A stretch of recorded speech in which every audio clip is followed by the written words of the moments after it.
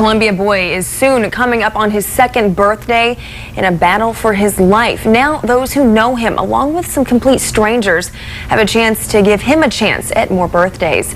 ABC 17's Sarah Massler-Donar has the story. You love mommy? He's not yet 2 years old, but Xander Barr has been a fighter his entire life.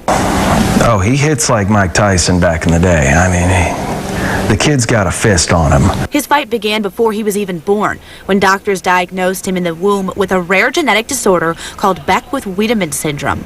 We're going in and doing all this and noticed the tongue one day. The primary deal was all the ultrasounds of his tongue. That's one of the primary markers. BWS made Xander 600 times more likely to develop childhood cancer. And then an ultrasound and surgical biopsy confirmed it. Xander had stage 3 hepatoblastoma.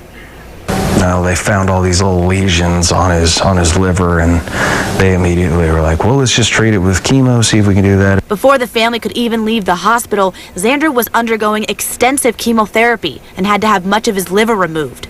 He was declared cancer-free after a few months of chemo, which he handled like a champ. And not 2 months later, it was back again, before he was even a whole year old. Xander needed a liver transplant, so his parents, Randy and Bob, began treatment at a hospital in Cincinnati, where they believed Xander would get the best care. We went out that way, did all the paperwork, got him sent out there. He had a transplanted liver in 17 days. But now that liver is failing, and Xander will need a second transplant to save his life. The United Network for Organ Sharing reports there are currently more than 122,000 people on the waiting list for a life-saving organ transplant. But there are only 10,000 registered donors.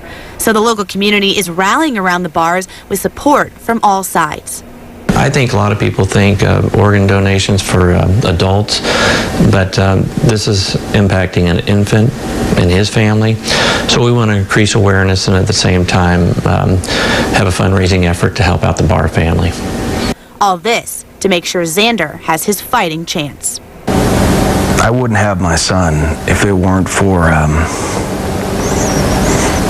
whoever it was that gave him that first liver. I wouldn't have him.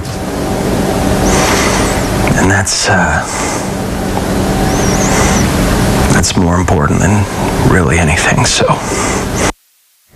Such a tear-jerking story, and that was ABC 17's Sarah Massler-Donar reporting.